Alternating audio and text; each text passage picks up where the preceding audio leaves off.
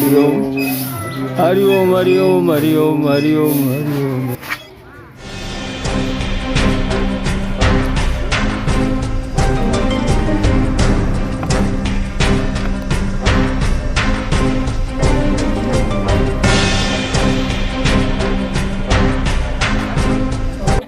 अरे आप इतना चिंता क्यों कर रहे हैं?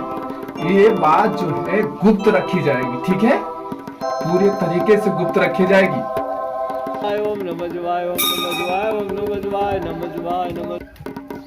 यशोदानंद जी, अरे आइए आइए आइए, राधे राधे। यशोदानंद जी, आइए बैठिए। जय श्री राम। जय श्री राम। आइए बैठिए। प्रणाम नेताजी। हाँ प्रणाम प्रणाम। देवकी नंदन जी बैठिए। नमस्कार। नमस्कार नमस्कार। आइए मीरा जी, आप सब सुनाइए। सब खैरियत है? यार तुमने तो कमाल कर दिया। कमाल? ये कहिए झंडे गाड़ दिए झंडे। आज तक जिसे भी देखा मंच पर व्याख्याएं झाड़ते देखा, लेकिन काम के अवसर आता तो धूम दबा लेता। कैसे कैसे बहाने गढ़े जाते हैं।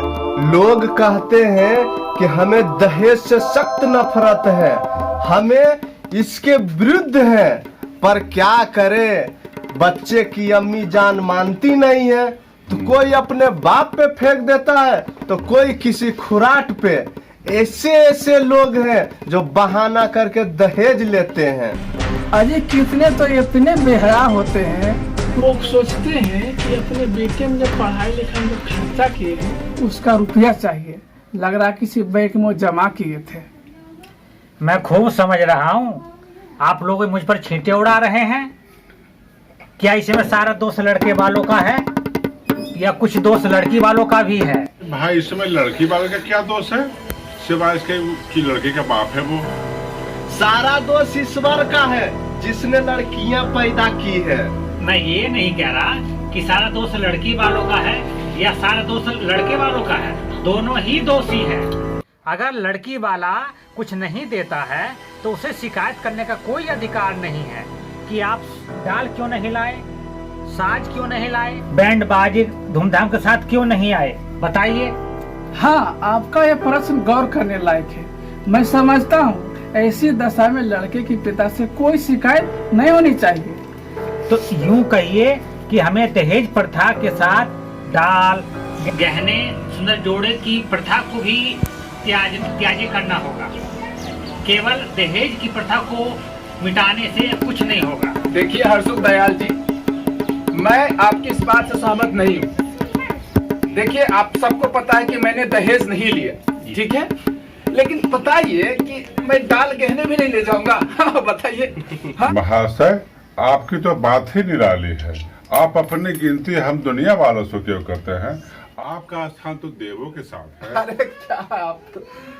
20,000 के रकम छोड़ दी, क्या बात है। मैंने तो ये निश्चय किया कि हमें सदैव अपने प्रिंसिपल पे अडिग रहना चाहिए।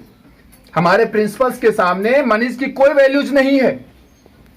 मैंने दहेज के ऊपर कोई भाषण नहीं दिया है, अभी तक शायद कोई नोट भी नहीं लिखा है, लेकिन कॉन्फ्रेंस में दहेज के खिलाफ मैंने एक मुहिम चलाया है और इससे मैं अब खुद को बंधा हुआ पाता हूं।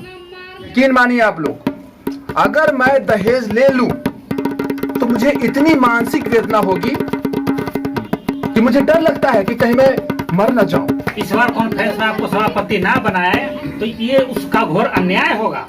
देखिए मैंने अपनी ड्यूटीज कर दी, ठीक है, अब इसका रिकॉग्नाइजेशन मुझे मिले या ना मिले मुझे इसकी कोई परवाह नहीं। इस बार कॉन्फ्रेंस में आप दहेज पे ऐसा भाषण दें कि लोगों को सीख मिले। दहेज प्रथा के ऊपर एक अच्छा भाषण तैयार किया है और उससे मैं कॉन्फ्रेंस में बोलूंगा, जरूर बोलूंगा। उससे पहले मैं आप लोगों को सुनाना चाहूंगा। क्या आप सुनने के लिए तैयार हैं? क्यों नहीं, सुनाइए। तो मैं कब से बेकरार हूँ आपके भाषण सुनने। ठीक है, मान लीजिए कॉन्फ्रेंस हो रहा है और मैं आपको दहेज प्रथा के ऊपर भाषण सुनाता हूँ। पूर्व काल में दहेज का कोई नामो निशान नहीं था। दहेज किस चिड़िया का नाम है किसी को पता न था। ये पशु है या पक्षी है, जमीन में है कि आसमान में है, खाने में है कि पीने में है, किसी को पता न था। बादशाही जमाने में दहेज प्रथा का चलन शुरू हुआ। उस जमाने में युवक रण क्षेत्र में युद्ध करने चले जाते थे। युद्ध में जाना वो अपनी शान समझते थे। उनकी माताएं उन्हें शस्त्रों से सजाकर युद्ध क्षेत्र में भेजा करती थी।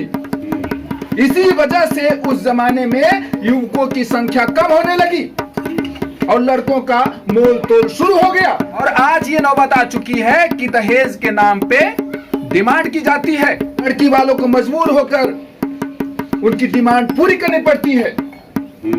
इसलिए मैं कहता हूं कि हमें अगर इस दुनिया में जीवित रहना है तो हमें इस दहेज प्रथा का अंत कर देना चाहिए।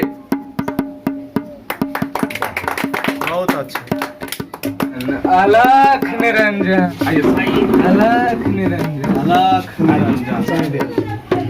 आइए तशरीफ कीजिए, बैठिए। बैठिए। देखिए महाशय, मैंने आपको दहेज प्रथा के ऊपर भाषण दिया। अब मैं अपने छोटे बेटे परमानंद को बुलाना चाहूंगा। बुलाइए। बुलाइए बुलाइए। वो भी आपको दहेज के ऊपर भाषण सुनाएगा। जी जी जी, बहुत बहुत अच्छा रहेगा। बेटा परमानंद, बेटा परमानंद जरा इधर तो आना। जी पिताजी। बेटा परमानंद, तुझे मैंने दहेज के ऊपर जो भाषण लिखकर दिया था वो इन सबको सुनाओ, ठीक है? ठीक है, तब तक मैं थोड़ा प्रबंध करके आता हूँ। जी जी ठीक है, लड़की वाले आने वाले हैं। बिल्कुल बिल्कुल। प्रबंध करके आता ठीक हूँ। है, करिए। यहाँ बाबू, यहाँ यहाँ यहाँ खड़ा हो जाओ। नमस्कार यशोधानंद जी, मुझे आपका पत्र मिला। उससे मुझे ज्ञात होता है कि आपको मुझ पर विश्वास नहीं है। मैं भगवान को साक्षी मानकर प्रार्थना करता हूँ कि दहेज का रुपया इतने गुप्त तरीके से आपको दूंगा कि किसी को थोड़ा भी संदेह नहीं होगा। हाँ, केवल एक प्रार्थना है कि इस बात को गुप्त रखने से आपको जो सम्मान और प्रतिष्ठा लाभ होगा और मेरे रिश्तेदारों में मेरी निंदा की जाएगी। इसके बदले में मेरी विनती है कि 25,000 रुपया दहेज में से 5,000 रुपया छोड़कर मेरे ऊपर कृपा की जाए। अरे हराम खोर, ये 25 क्या कर रहा है? इधर पढ़ने दीजिए। अरे ये तो किसी मोकिल का खत लग रहा है। अरे इस तहरीर में जो लुत्फ आ रहा है वो दूसरी तहरीर में कहा। जादू वो जो सिर चढ़ के बोले। आप जलसा बर्खास्त करते हैं। हम भी अरे चाहते अरे, हैं। अरे बैठिए स्वामी जी, बैठिए बैठिए।